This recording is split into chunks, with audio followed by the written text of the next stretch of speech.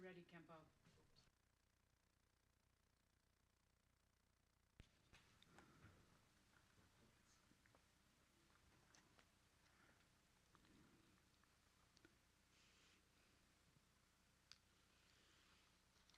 Yeah. Oh, thank you. Yeah, welcome everybody to our Dharma discussion for April 6th with Khenpo Tenzin. Oh, yeah. Okay, let us recite our some are maybe newly joined participate here, so let us recite four immeasurable right now. If you have this book, page number 5, The yellow prayer book. yellow prayer book. May all mother sentient beings, limitless as space, have happiness and the cause of happiness. May they be free from suffering and the cause of suffering.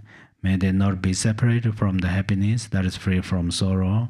May they rest in equanimity, free from attachment and aversion. May all mother sentient beings have happiness and the cause of happiness. May they be free from suffering and the cause of suffering. May they not be separated from the happiness that is free from sorrow. May they rest in equanimity, free from attachment and aversion. May all mother sentient beings, limitless as space, have happiness and the cause of happiness. May they be free from suffering and the cause of suffering. May they not be separated from the happiness that is free from sorrow. May they rest in equanimity, free from attachment and aversion. Yeah. I'll just make one introduction for instructions for those of you who are new to our Dharma discussion. So we will be taking questions from those in the temple.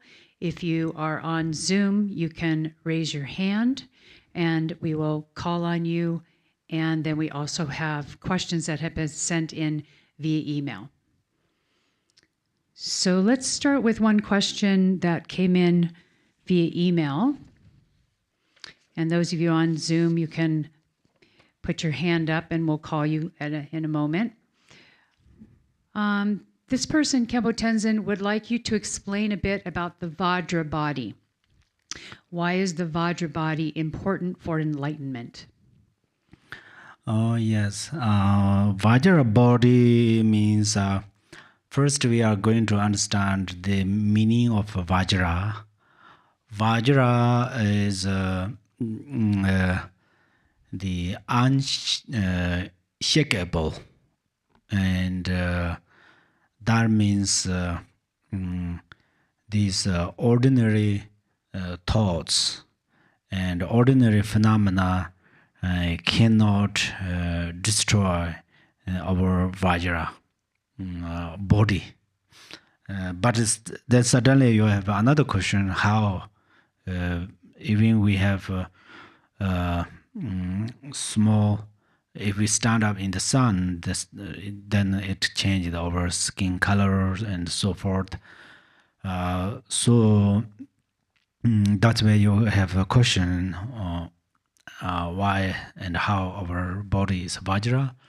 So Vajra is a union of the emptiness and compassion. Then this body we call Vajra means right now we are follow with ordinary thoughts. Then we cannot follow with our Vajra wind. That means this body is established by 5 elements. So this body is a union of 5 elements. So this body, we possess element of earth. That's where this flesh, bone, they are part of the earth element. And then our blood is a part of a water element, and our the warmth of our body is element of fire, and our breath or air is part of the wind element, and then slowly there's steps to realize this body. So first it works. For example, right now we perceive this body is just a body like this way, so it works as this in this way. But then when we take or receive like a monastic vow, full ordained monk's vow, for example, then at that time, if male attached female or female attached male, then there is a special way to perceive this body as like a skeleton, or this form of the bones, or the pus, blood, or many kind of ugly things getting together. So we perceive through this way, it works exactly that way. For example, if I attached one woman, and then I visualize that woman's body is like a skeleton and or full of pus or blood, and then my attachment reduce from my mind. So it works for me. So it does not mean I'm looking down that woman's body, for example. And then when we have a Bodhisattva vow, and then we visualize or image that, oh, this body is for serve others, help other beings. So then that's where through body, speech, and mind we can benefit other beings.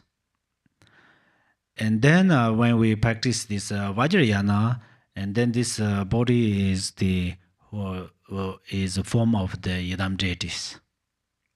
There are one way, that's you all know. This body is formed by Yidam deity, means, oh, this is Jinrezek, or this body is Vajikalaya or Yamitaka. That's what we do. But there are specifically the special way to visualize this body is ears, nose, tongues, eyes, each and every part of Jones, and then we separate each and every part in separate in like flowers petals. We make separately, and then we perceive they are yidams. For example, tongue is Jinrezek, ear is Vajra Pani, something like that, and then these eyes is Shitikarpa. Eyes are the Shitikarpa, and then each and every part of this Jones, they are 8 great wrathful deities, and then the 16 dakas and dakinis. We can visualize this whole body. We visualize these yidams, and then they become like this. Best example is there is a paper. Before I read this letter, this paper, this is just a paper. It's very clean at that paper, and then after we print or write down the letters, this become another things. Yeah, it's name change. It is name change, and we perceive in different ways. Likewise, and then we developed our realization, And we not only perceive this yidam's form, and we perceive this is emptiness. This body is emptiness. Emptiness, union with the bliss, union with the clarity, union with the appearance. This is a very higher way. So, at that time we will attain Buddhahood. Only we perceive idams, this body, at that time we are not completely attain Buddhahood. So, that's how we would do. Then at that time this body is completely, I would say, a Vajra form, Vajra body. So union of appearance and emptiness means this body still we can appear, same like this, the shape, size, everything, but when it appears like this way, but our recognition is we realize that this body is completely, how to say, empty. So it's quite difficult to gain this realization. Union of appearance and emptiness is quite difficult. So that's where first we are going to training this to gain this realization with practice 37 way of Bodhisattva. So life, it is mentioned that all appearances are my mind. My mind is emptiness. So we are going to training through this way. So this is outwardly Vajra body, and then inwardly Vajra body is Bindu. Bindu, we call Bindu is Vajra body. That is related relax too. So Bindu is I don't know you if you practice some wrathful deities practice inside of this practice mentioning about samayas. So the Bindu is actually formless. We cannot say it's like a triangle or round, a square or whatever we elaborate. If we perceive like that, they all are also engaging in downfall, samaya. So that's where our Bindu is actually very kind of the strongs, very strong one, and the hammers and other kind of these metal things cannot break it. It mentioned that. That's one, and also another way, the wind. Eventually, this body dissolve into the wind. So if we have practiced well with the inner wind, and then we can fly. So only fly is not so powerful. The main thing is somebody shoot the gun, somebody shoot the arrow, it cannot harm. So maybe you heard that in ancient times, not ancient times, a few decades, years ago, some practitioners, some people shot the gun and weapons, their body. The gun, they could not kill that practitioners. There were two monastics. People shot the gun so many times. And Dharma ropes, eventually they die because of karma is inconceivable. There was somebody. There are long stories. So somebody shot, many kind of group of people shot the gun, and then all this what's called that, I don't know, when we shot the gun, there are some more material things. The Bullets. the bullets. Yes, they're all inside of there, and it even sound is like a something like that. And they remove the Dharma rod, it's come down on the floor. Many people said that it's happened that. So that means they have. Rinpoche also often mentioned that one person become a Dharma protector.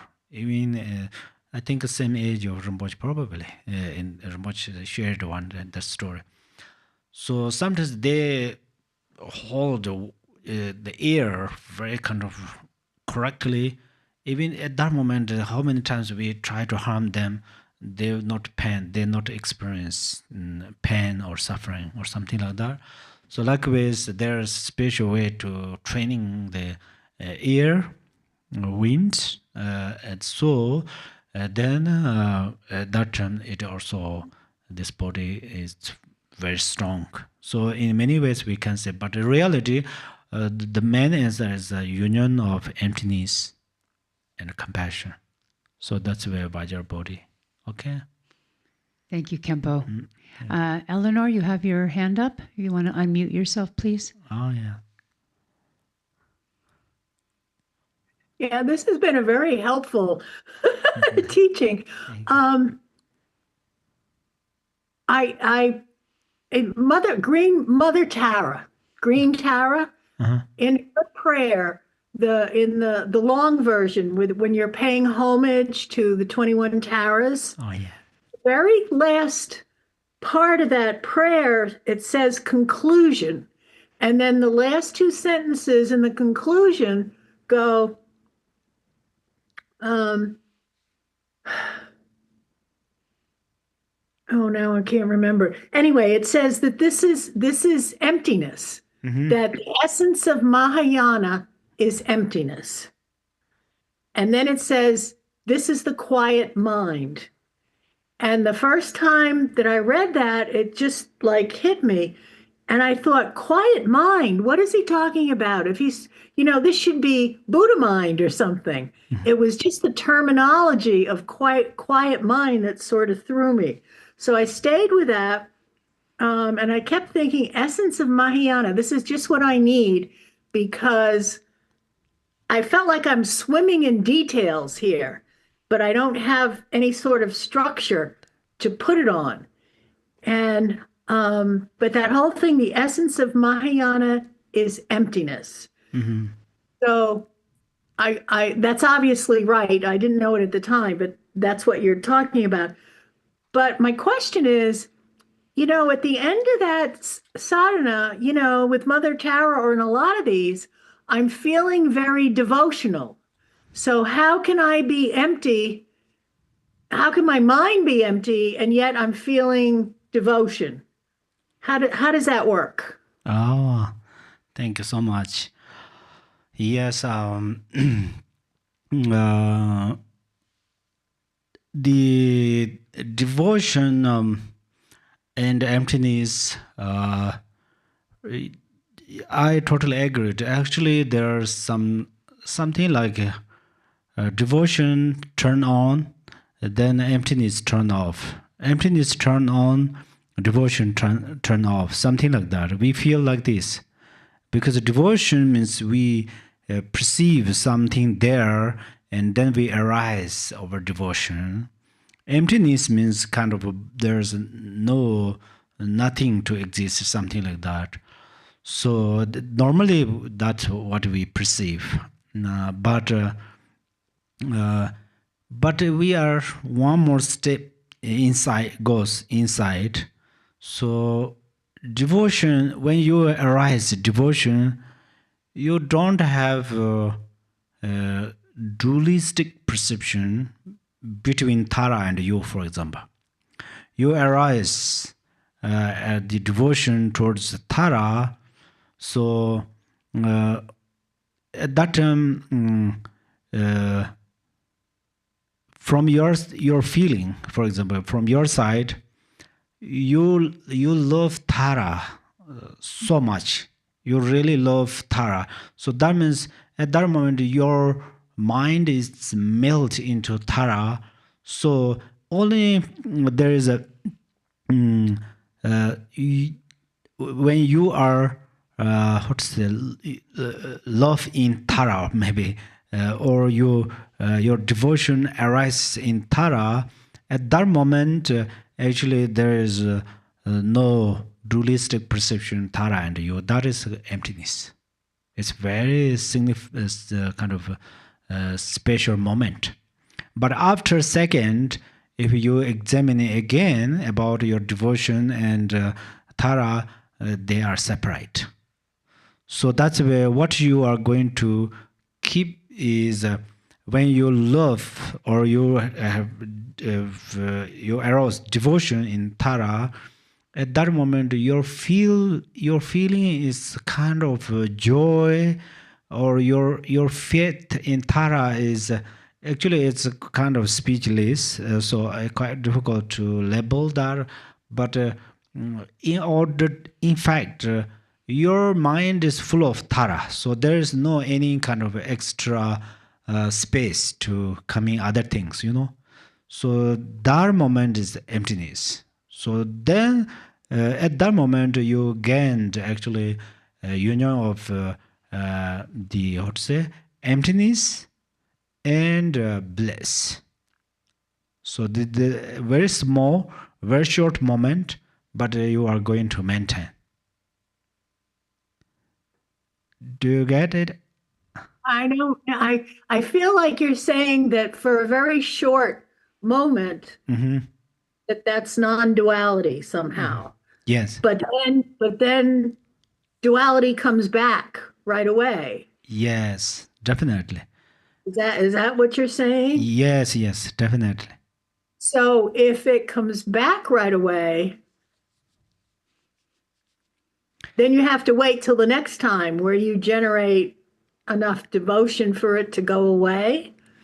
And so eventually you stay longer and longer in the when you feel that. Yes, in the Mazushire Namasankiti, it mentioned a moment to moment one attain Buddhahood. So that's where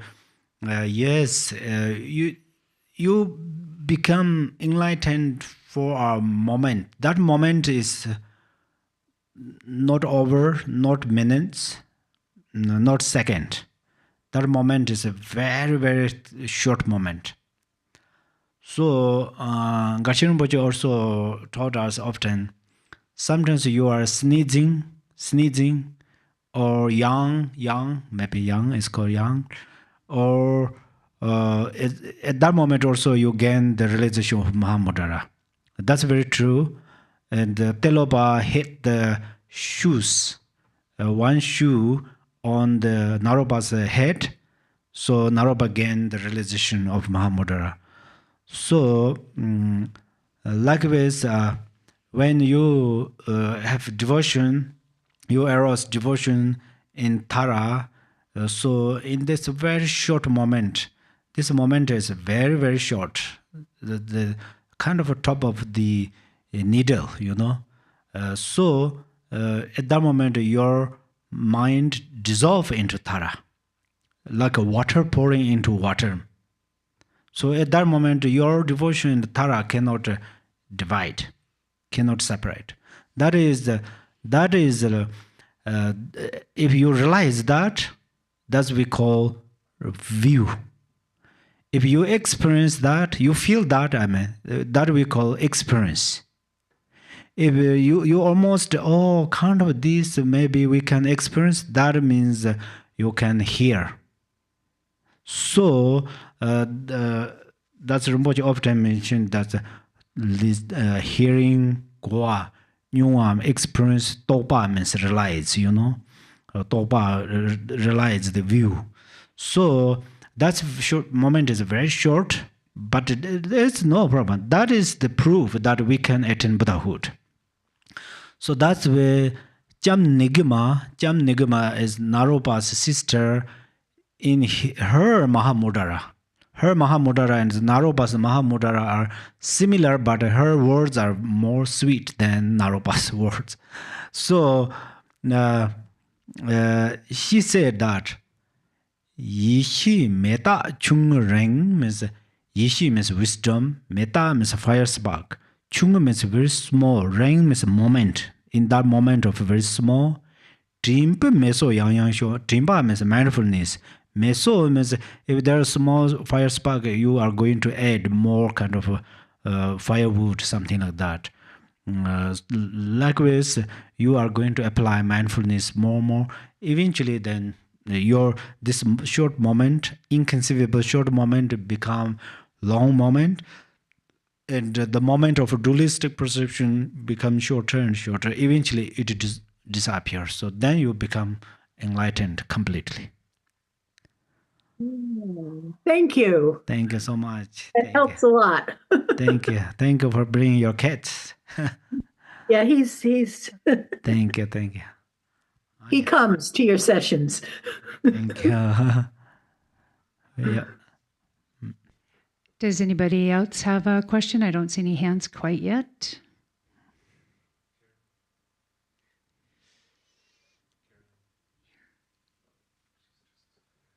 Oh, she's waving her hand.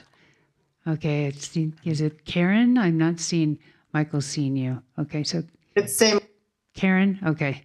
Eleanor, if you could mute yourself, please, that'd be great. Thank you. All right, Karen?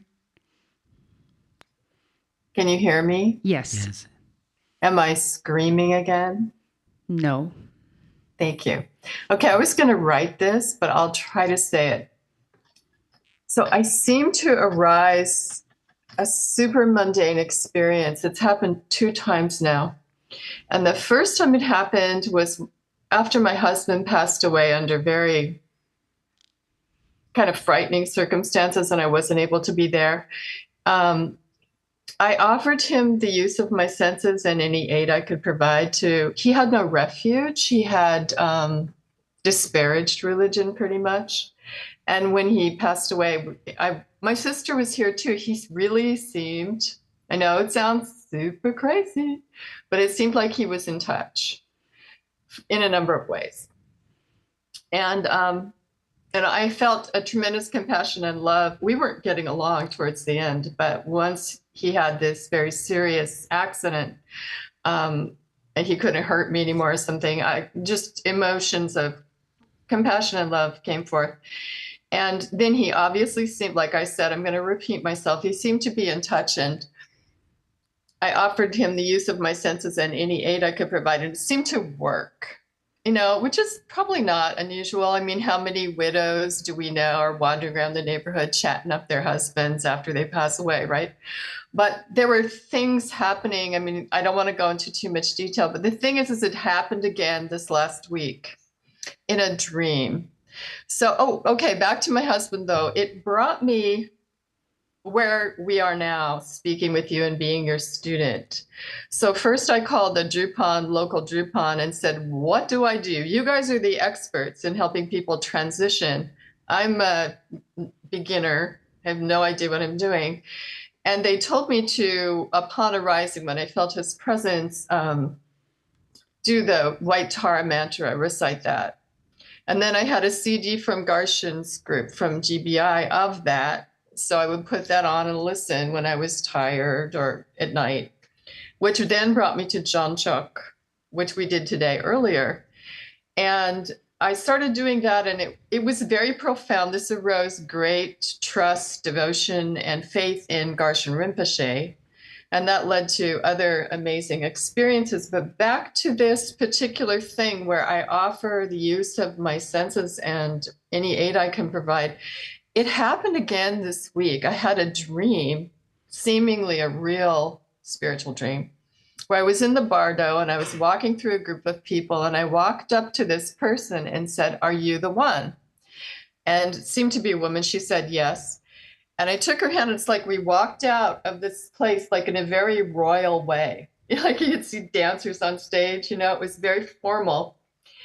And then other things happened at the end of the dream. Well, a few days later, I was doing the guru offering, the Nongdro offering section, and I riffed on it again, meaning I improvised instead, and I offer my senses, use of my senses, and any aid I can provide. And I heard in my head, thank you, and it wasn't me.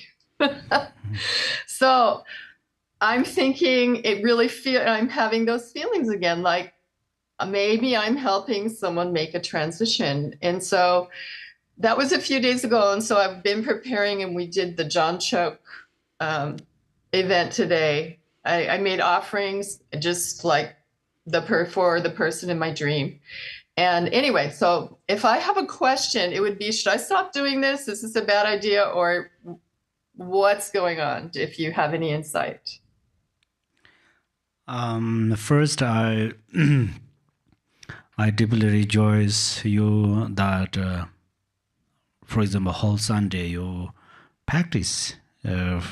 So I deeply rejoice you and all of you who are practice whole Sundays and whole days of Sunday, both. And then the sometimes one's family member or friends or some or one's pet or some passed away, they lead your compassion. They helps you to arise your compassion. If you already arouse your compassion, they helps you to increase your compassion vastly. So it's very possible they are great bodhisattvas who particularly come to you to help. So that's what we are going to think. If we perceive in this way, I think that's is correct one. And then from our side, for example, your side, that the person who passed away, they often come in your dream. That means there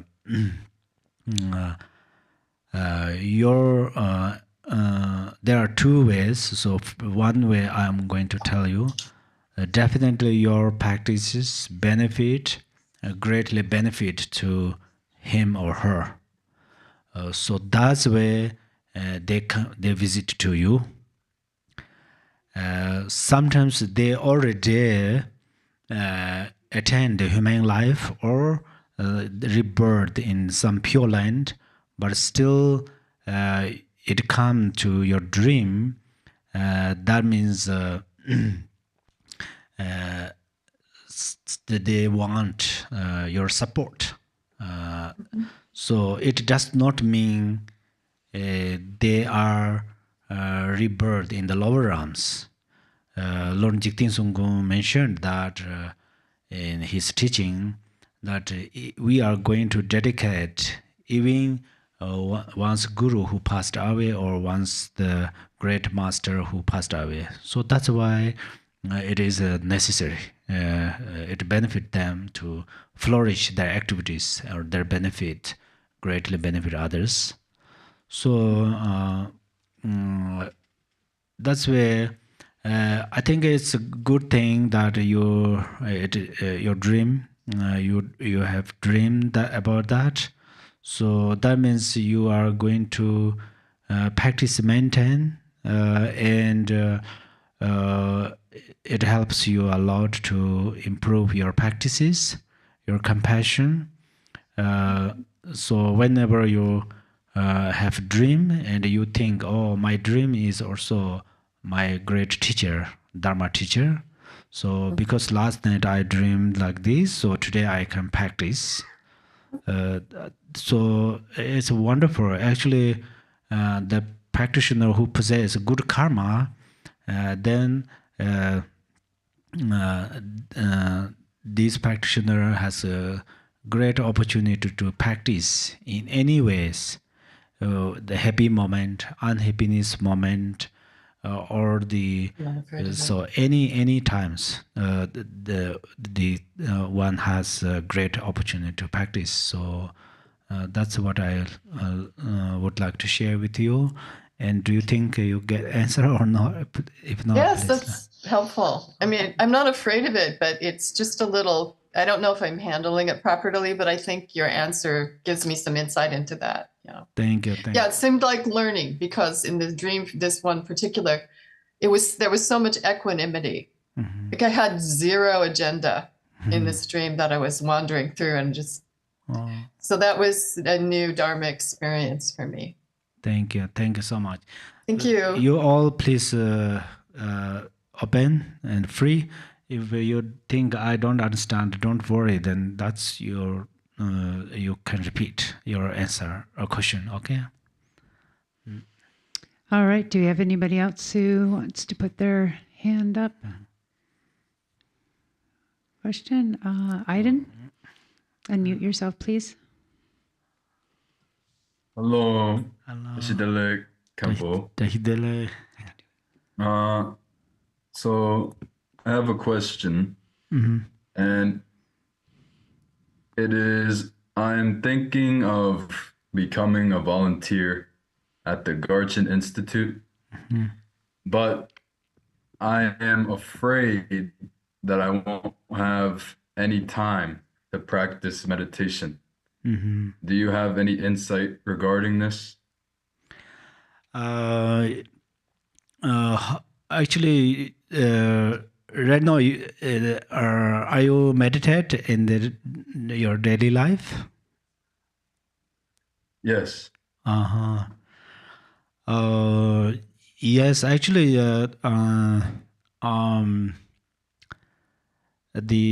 I just answered to you directly.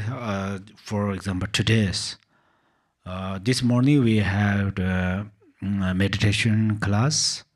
So I think many volunteers can come in the temple. I think that will be wonderful. They are really wanted to meditate and practice. So I rejoice. And so likewise, actually you read email in the office, the schedules, what about that I think you get clear answer. But what I read, noticed the thing is, if there is no big events, then like today, we have a Thara practice in Jancho with Rinpoche. So then we have lunch here, but still these volunteers and cook, they could participate. That are wonderful. So I think you have like this chance. And sometimes we have big events. At that time, everybody busy. So at that time, I think volunteers quite difficult to participate. Then if you work like a center here or any centers support and serve, it has inconceivable benefit and merit. That's really wonderful. And then especially those who have free time, then serve to the centers are really wonderful. Then about you, actually, if you are, I don't know in details about your schedule. If you meditate, for example, make sessions morning to until lunch, maybe you meditate many hours. After lunch to evening, you meditate many hours. And if your meditation progressive and your experiences are progressive, then it's same. You serve for center or you are practice there is same. Especially your meditation is really important. So my personal suggestion is you maintain your meditation. That will be wonderful. Meditation is very, very important because Buddha teaches many teachings. Among them, his supreme teaching one is King of Samadhi Sutra. All the books is about meditation and samadhi and so forth.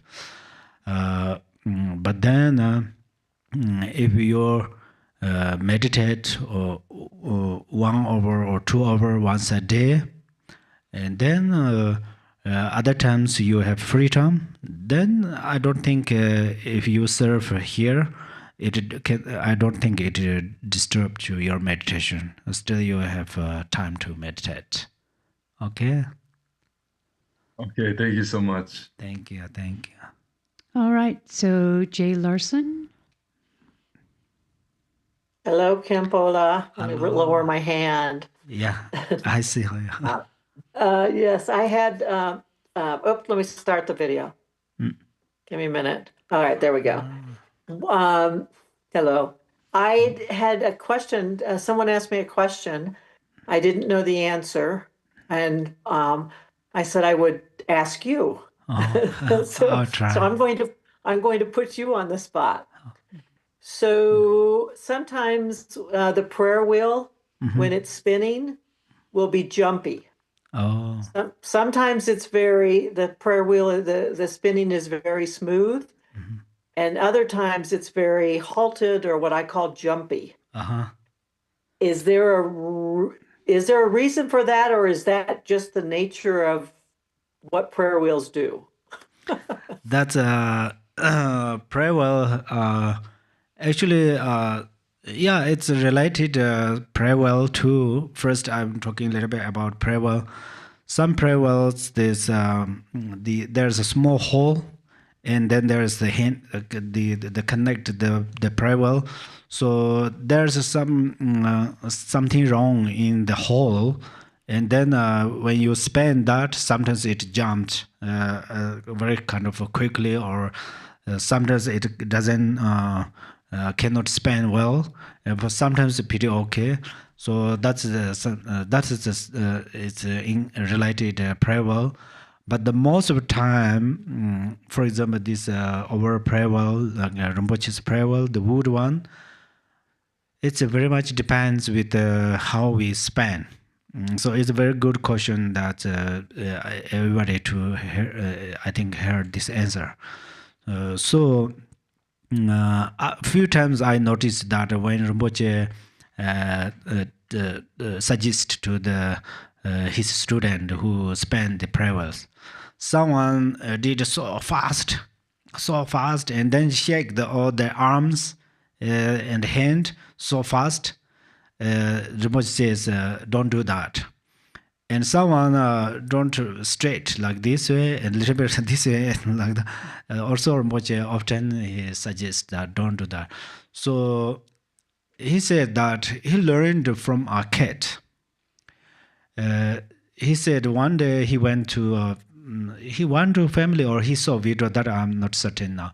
Anyhow, he noticed that a cat watch this spinning something, not prayer well, or maybe prayer well, and then the cat very kind of a single pointedly focus on the spinning this prayer well.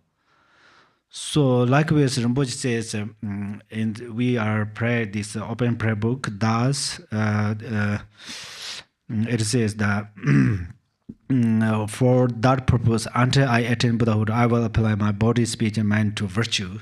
So that means Rinpoche suggest means he taught that we can turn our body, speech, and mind with this prayer well.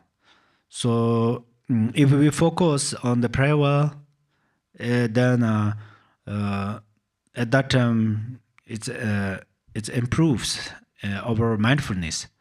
And then when we span, first a little bit shake our only hands, this joint, this part, not this whole arms, only this part. And then slowly we start to make loose, less move this joints and hand, and hold, but don't hold very forcefully, then otherwise it hurts.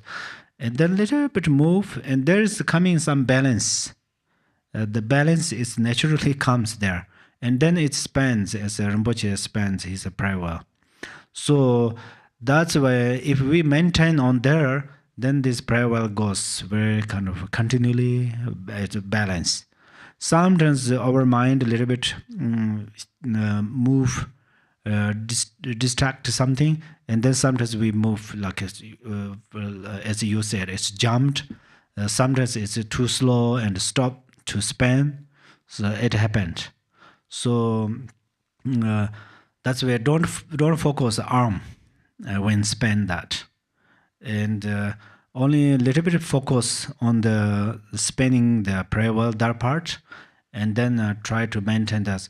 About 1 week span almost looks like itself spanning almost like that. We try to want that person or your friend need to training this way, and after 1 week or 2 weeks later, then it will become familiar.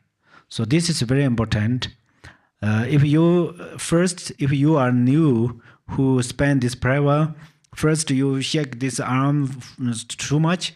Then another time, if you don't move your arms, you cannot spend because you became familiar with this way. So that's why just you can spend that prayer at the heart chakra area or on your knees, right knee, wherever left knee, and then spend very kind of smoothly. Okay. Yeah, thank you. That's very helpful. Thank you. I have an answer now for them. Oh, thank you. All right. Is there anyone else who has a question? I have one more from the email. And it's just a general question of what are the 36 monastic vows? 33 or 36, there's a novice vow, I see. This, if whole thing I try to explain is quite difficult, but I will try briefly. I will not explain so much. There's not killing, not stealing, not lying, not sexual misconduct, and then not use divisive speech, and then also don't criticize those who has no faults. Still don't exaggerate that they have this how to say faults or something like that. And then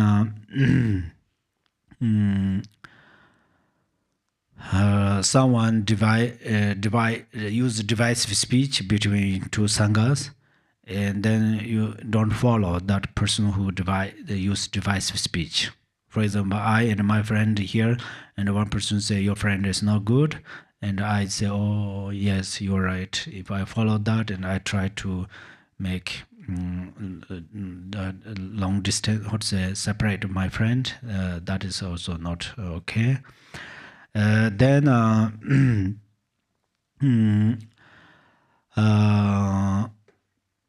another one is the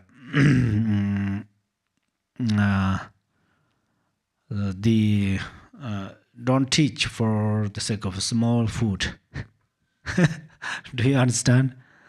Yeah, small food. Teach for small food is oh, I'm going to teach there because they feed my food, or they give me some donations for that. It's like I don't sell Dharma, something like that. But with motivation, with bodhicitta mind, then definitely we are going to share our Dharma for benefit them. And then one thing is it calls denial or slander. That means some has a pure monastic vow, but then some case just criticize, oh, they don't have a monastic vow or something. Does it don't do that? And then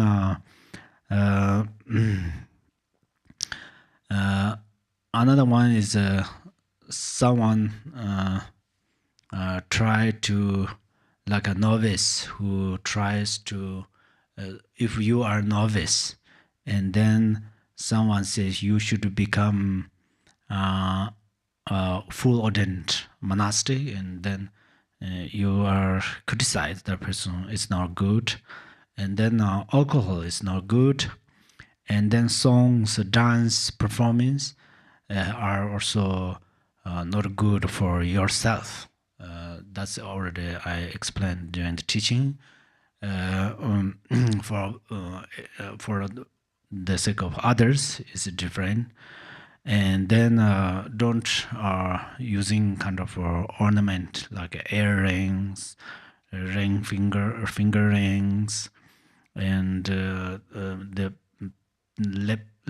lipstick maybe, and then performance using the fragrance and makeup, and these are, and then ornament with flowers, make decorations. These things are not allowed for oneself, and then also there is a there are many roles. I think some are like who possess a vow and who does not possess vow has a huge difference. So there is an order of the seat. If some does not have a vow and sit very higher, and some who hold the monastic vow low, let that person sit low. That is also but the how to say not allowed. And then there is yeah, the food, afternoon's food. When one traditionally what we do is when you receive a novice vow, about 1 month, you are going to give up afternoon food. You can drink, but it's not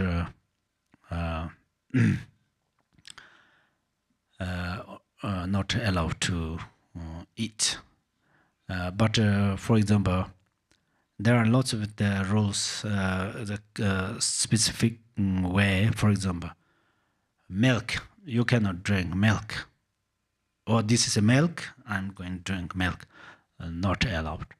But you milk pull into the coffee or, for example, tea, and then at that your way of thinking is changed because you don't think that is milk. You think this is a tea, just milk tea. So tea, it's become tea, so you can drink. So these are have some like a month and so forth. And then here is you are going to change 3 things. The 3 things is you are going to change your name. Name already actually changed because when you receive refugee vow, and then you are going to change your clothes, monastic clothes. Then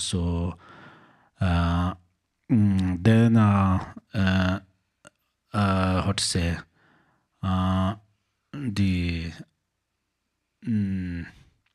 then the what is called this bear or hair, there's a limit. So not longer than 2.5 inches, I think. Not longer than that for these. So then, but then when, for example, I say don't steal things, then you just take from temple this. You don't feel that you are going to steal. You take away this, and I also did not know that you steals or somebody steals, and then you have no problem. You just take this from temple, is not steal. You think you are going to steal this from me, this is first. First, this thing. Second, you should know this is the syllable home. This part. If you are mistakenly, for example, you are going to steal this bell and you steal this, then you are not breaking vow. And also, if the cost of this is here $5. If you are steal this in, for example, Mexico, it's only five. What's called that? Pesos.